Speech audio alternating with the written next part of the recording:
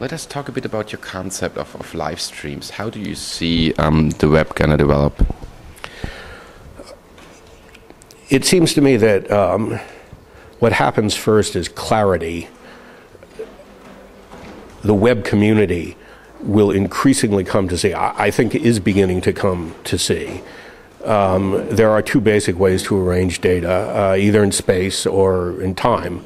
I can arrange data the way I scatter documents on this table, the way I scatter apps on the screen of an iPhone, or panes in an HTML or any kind of web page, or icons on a desktop. I can arrange things in time, or files in a file system or in a database, or I can arrange them as a story or a narrative in space. So either I remember I put something up there and it had a red cover, or I remember this is something that happened yesterday or last summer or whatever.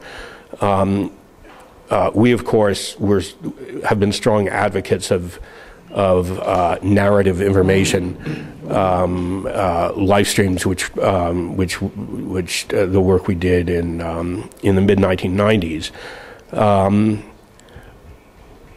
Today, we see loads of reflections of that work in a lot of different forms.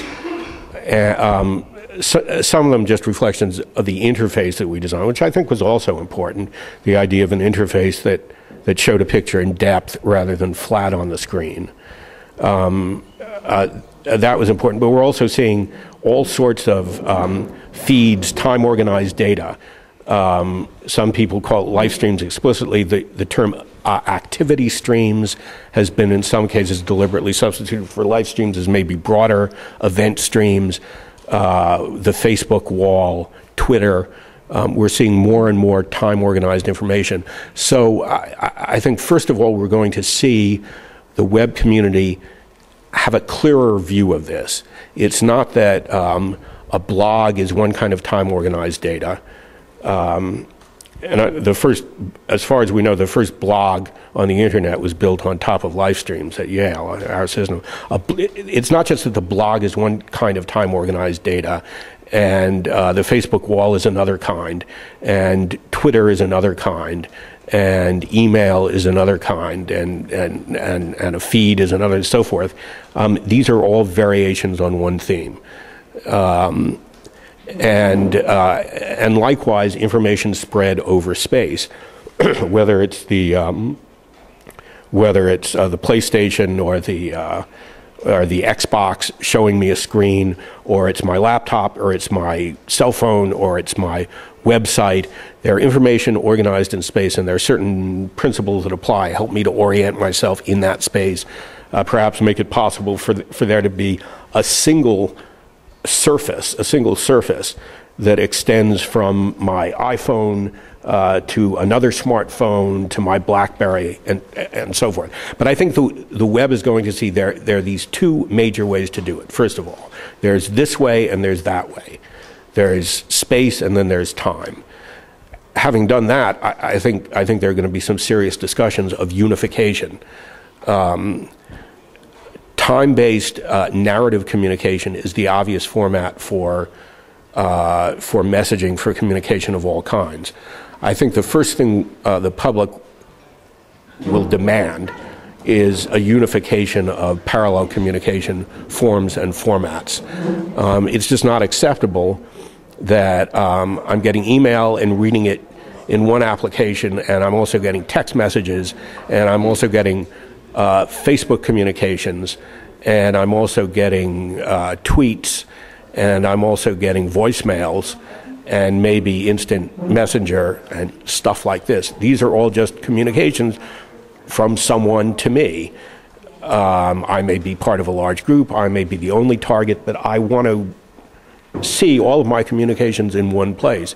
When I get through talking to you here, if I go back to the hotel, I don't want to have to check 6 different sources to see if there's anything important. I just want to be able to look at one narrative My story is a single thread. I'm one person, one set of events happen to me. So I think we'll see unification of communication. And I think once that unification of communication has taken place, we'll see two other things. Increasingly, people will say, what are the documents I create on the net? I want to tell my own story. So if I have a narrative made up of all the messages that people have sent to me and messages that I've copied myself on that I've sent to other people, I'll say, I also have these photographs I took yesterday. Where should I put them? Well, I already have this narrative, so I'll put them yesterday in the stream. I'm working on a document this morning. Where should I put that document? I'll put it at the head of the stream because I'm working on it right now. If I don't touch it for a week, it will drift into the past, but I'll know where to look for it. When you speak about this narrative, it sounds really, to journalists, it's all about telling stories. So it's a story of my lifetime. So I do develop myself within the years I live. How does the data that surrounds me, or that is like that I identify with myself, how is that gonna apply to that, and how is that gonna develop? Well, we seem to be living more and more in the cybersphere or the mirror world, in the sense that milestones are marked more and more electronically. Not everything you do, needless to say, not everything you do, not everything that would go into a biography of you is going to be on the stream, but all sorts of things, from important documents to ephemera, from your electronic birth certificates and maybe information about your child health things, child school records, all these things are increasingly online. College education, registration, the selection of courses, all these things are online, but also the details that fill it in. When I'm a freshman and trying to decide whether to take this course or that course, my conversations with my girlfriend about which course she's taking are also online. So, and the photographs that I took of taking her to the museum yesterday are online, and the video that somebody took of a trip to the mountains last summer, all these things are online, and they are collectively not a complete, but a reasonably complete look at my life. What's the difference to today? Because I think I already can do that to a certain extent. It's true what you say. I get an instant message and I get an email, so I see that it's like an agglomeration. But technique-wise, or and algorithm-wise, we still have, or we already have that. What we don't have is two things, and they're not technical problems. They're easy to build. In most respects, easy to build this afternoon. We have all these things, but we don't have them unified into a single stream. I don't want to look in 5 different places for this information. I want to see a single thread, so that I can glance at it. Maybe it's on the table right here. I can see it flow. When I need to check quickly, I check in that one place. So I want all these things organized into a single stream. I want the stream to be in the cloud. So the stream is not associated with any particular device. It has interfaces that are suitable for small screens, for large screens, for no-screen devices, because in the car I'm going to use this also. So I want all these separate flows unified. I want the unified flow delocalized so that it is available from any device. And in broader terms, I want to be able to see the internet as a collection of millions or billions or trillions of separate threads or streams or filaments that I can shuffle together into mine. Yeah, that would be my next question. How would those live streams interact with each other? Would they find like points where we connect to each other before even we do, for instance? It seems to me that once my live stream is an organized system, I don't need a separate website. I do need separate permissioning on everything in the stream. Everything I put on the stream, it's a photo, or maybe it's a set of photos, or it's a draft I wrote, or it's a letter to my son or whatever it is. Either it's private, it's public, I don't care who sees it, or it's for a certain restricted group. It's for the people I work with at my job, it's for my family. It's easy for me to tag every document in that way. Now, what is my website? My website is just all the public stuff on my stream. So if I invite the public in to see my stream, I'm not going to show it intimate letters or things like that. But insofar as I wrote a piece for a newspaper, it's on my stream and the public is invited to see that. I have photographs of my family. Maybe I'm willing for people to see those. My website is just the publicly accessible parts of my stream. But I also need streams to be associated with the institutions I deal with. My children go to school, let's say, and that school has its own narrative. At some point, it decides its budget, what it's going to spend. It hires a teacher. It builds a new classroom. It throws out its old computers and buys new computers. It's telling its own story, and I want to be able to, as if it were a deck of cards, I want to be able to shuffle that story, into my stream. How do we deal with data that is collected about us? I mean, we now speak about data that we produce our own narrative, but there's like also data about us collected, and it must be formed into another kind of stream. How can we influence that, or how do you see, per se, this kind of development? Well, that's a very important issue, and it's unrelated to streams per se. The important issue of all the data, all the information that is being accumulated about me and my life, whether it's kept in a stream or wherever it's kept, it's accumulating on servers all around the network. What do I do about that, or do I do anything about that? That is a decision that the public hasn't made. It hasn't made this decision. The public is not sure. I think the public is much more permissive than one might guess. The public seems to be much less concerned about privacy than one might guess. The public seems to have more trust in the internet than one might guess. Going back to the 1990s and the early years of e-commerce, people said nobody will ever send a credit card on the net, over the net. In the U.S., they said that anyway. So it didn't matter. Everybody sends its credit cards. They were eager to do that. If we put it more philosophically, there is like more me's out there collected by different data. So who am I in the end, finally, at the end of the day? Well, luckily, I don't have to worry about that. I'm me. This is me. I know from my unified consciousness, just from my self-awareness, from my continuous self-awareness of the world outside. This is an interesting that comes up in the questions of genetic cloning, that comes up in research in physics into multiverses and the statistic possibility of parallel universes. Many people seem bothered by the fact that, maybe they should be bothered, but they seem to think that if there are 5 copies of me, that I'm going to be confused about who I am. I'm never going to be confused. I don't care if there are 5 identical copies of me or 100 million, I still know who I am. That doesn't change my awareness of myself. That doesn't mean the world can tell us apart, though. To be more specific, if we have like a scale from 1 to 10 and we should evaluate ourselves on that, there's always a difference, and we know that by survey how we ourselves describe us and how the outer world does. So we would say we are a 7, and the others would just say we are a 5. So it's still us or me or you, but there's like several kind of evaluations or descriptions of us around.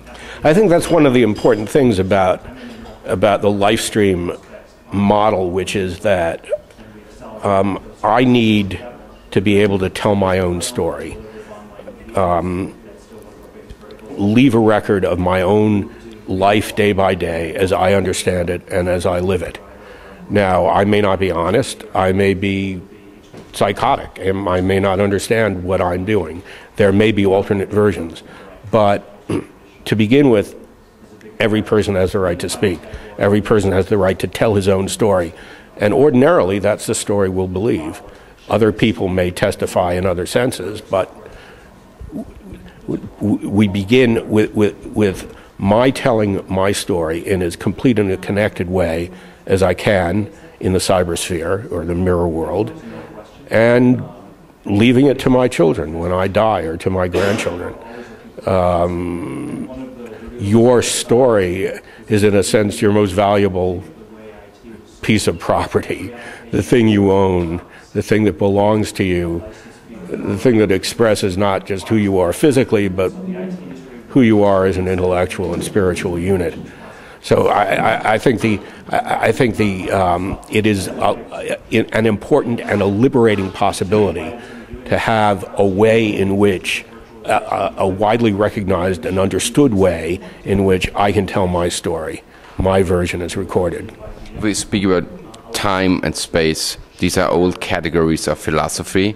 Are these categories still applicable to what is gonna be in the future, our realities, or do we need like an online philosophy, something that is really, reaching out to new wordings and new meanings? On the one hand, we absolutely need new ideas. From the very beginning, we still don't have good words or a clear understanding for what digital information is, for what software is. Software is the most powerful engineering medium in history. I can use software to build machines that change the real world in important ways, that use power, that cause visible change, that do work. But the machines themselves, what are the machines themselves? They're invisible. Do I say the machines are voltage levels stored in switches in a RAM? Well, the voltage levels are arbitrary and they could all be transposed and it wouldn't matter. We haven't, in a sense, this is a philosophical question, we haven't grasped what software really is. Just as a starting point, there are a lot of basic things we haven't looked at. On the other hand, when you ask about space and time, we're really talking about a topic that surrounds the mirror world or the cybersphere. I look to physics and not to computing to discuss the dimensions of the universe or a physical reality. And I don't know of any. Of course, there are many higher dimensional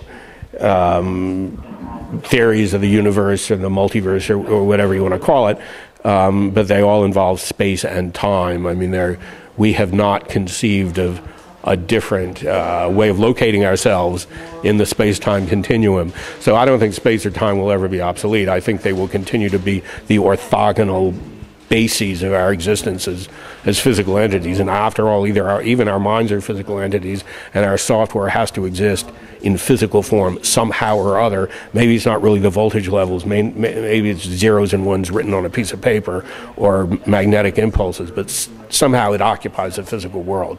So yes, absolutely, we need new ways of thinking. We haven't done that thinking, but there are certain things that are not our business as technologists.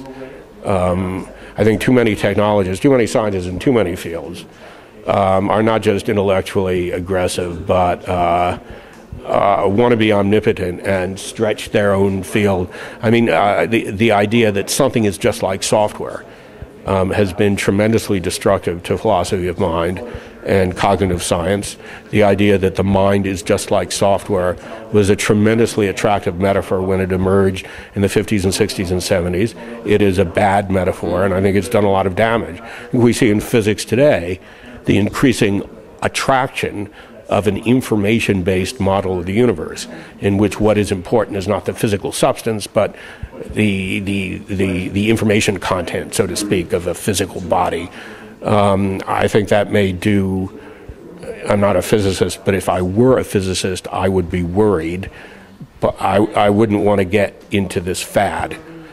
So I think computer science should stay within its very wide bounds, not not go overboard, but also spend the time that it has not spent to say clearly what it is doing and what it is dealing with. What is software? What is a running program? What do we call a running program? What is a program? The word computer itself is ambiguous.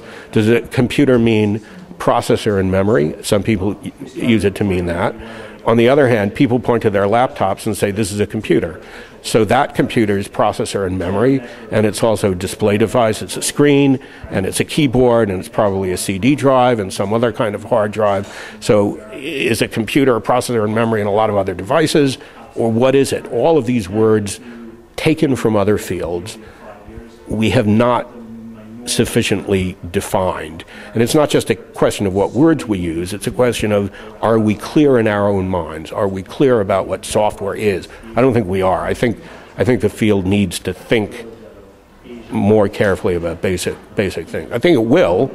It will. I mean, this has been a busy half century in engineering terms, technology terms, and so much money has been flowing through the field, and it's been distracted. But we need to get around to these basic questions. Thank you. Really exciting.